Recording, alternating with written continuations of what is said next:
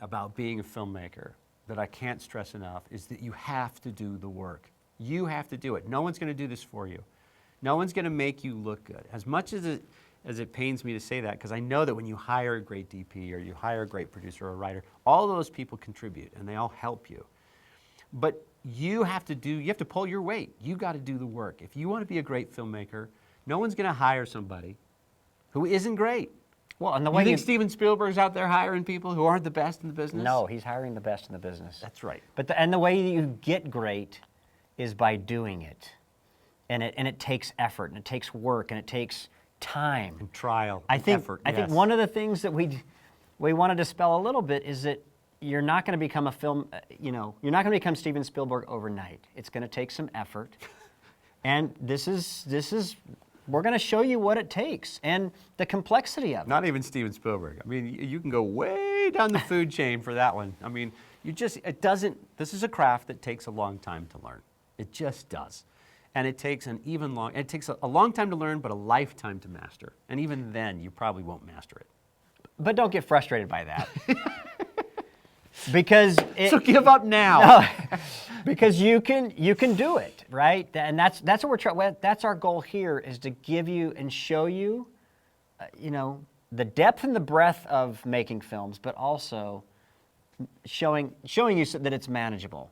Oh yeah. And if you put in the time and the effort, you'll become good. Yep. You'll be good, and you will rise to the top. I think you hit on an important point, right? So we try and take, in these workshops that we've done with teachers and students from all over the country, we try and take the filmmaking process and break it down into consumable portions, so you don't feel overwhelmed with what you have to do or what you have to accomplish, because it is overwhelming. If you think that you have to learn all of these aspects of filmmaking in order to be good, it's not true. It's not true. Well, it's a team effort. It's a team effort. You can hire people to make you look good. And in fact, I encourage that. If you want to be a director, find a great writer. Find a great writer who can write a great script for you. You know what? And then find a great director of photography who can capture that for you. Because the likelihood of you being good at everything is zero. It's zero. Nobody's good at all of it. No. Nobody. You can be great at a couple of things. You want to bring together the best of the best of who you know. That's right. Build your team. Yep, build your team. Team building. It's a team building exercise. One of the things that you're going to get out of this course is you're going to see a level of professionalism. And I think by seeing that and what you're saying is you're going to see professionals making a film. Yeah, so and you're going to see how they do it. Right, exactly. And as you see how they do it, you will be able to mimic that, and you'll be able to do that. And by just doing that, if I ever give advice to someone, they're like, well, give me some advice about making films. I say, study how the professionals, or look and watch how the professionals do it, and then mimic that. Well, what you hit on is very, very important, right? So filmmaking in the past, before there was film schools, this was an apprenticeship style learning. So you went to Hollywood and you studied under someone for sometimes years in order to learn this craft so that you could become that person behind the camera one day or in front of it. And so it's just not something you learn from a book. And it's not even something that you learn from a series of videos, even like this. You have to do the work. That's the point. You got to do your homework. You got to do the work. So if you can't just watch a video and think you're going to go out and make a great film, it doesn't happen. You're going to have to do the work. So what he's saying is right on. Learn how the professionals do it. Use this video series as your apprenticeship, right?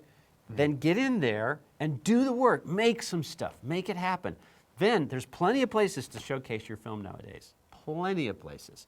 And you can use that to get into a film school. You can use that to get a job doing corporate video or other kinds of filmmaking. You could possibly get investors to invest in a feature film if it was really good. So there's lots of opportunities, but you're gonna have to do the work. Well, the work becomes your resume. That's right. No one cares where you went to school. No. Sorry. But if you're real or whatever role you're taking on, your work becomes who you are. And you're only as good as your last film. Yeah. So if you go out there and you're trying to drum up work and your work you did yesterday doesn't hold up, it's not very Wasn't so good. Guess what? You don't get the job. That's what they think you're gonna give them. That's right. You know. So that's why you hire other players that are professionals. If you're just getting started, don't try and be a DP. Don't. No. Just don't. Right? If you're just getting started, hire a director of photography who knows what they're doing. Or go work with one. Or go work with one. Do that apprenticeship. Again, apprenticeship. I can't stress this enough. This video series, any video series, I don't care. What you need to do is find who's making movies in your area, call them on the phone, drop by their office, go see them, do whatever it takes, take them to lunch. Work with them. Offer to work for free. It doesn't matter. Yeah. You won't work for free forever. Go work for them and get that apprenticeship going. And then watch what happens. And be the hardest worker you've ever been. Yeah, don't let anybody work Don't let harder than anybody you. outwork you. One of the things I love to do, right, and this is why I have such a big DVD collection. I don't have a lot of online stuff, sorry. Right. I know they're starting to do this more and more. But with DVDs, almost every single one of them have director's commentary. Oh, If so you good. want- Invaluable information. If you want to sit and be an apprentice to some of the greatest filmmakers in the world, go get some of these DVDs and just turn on that director's commentary and listen to what they're talking about as you're watching the movie. You're going to see it broken down in a way that you can't understand how it was done. I mean, it was just like, when we shot You'll Minority never Report, look at that film again after you listen to it. Well, when we shot Minority Report, and if you recall, there's the spider sequence. Yeah. When the spiders are going through the apartment complex. Cool sequence, yeah.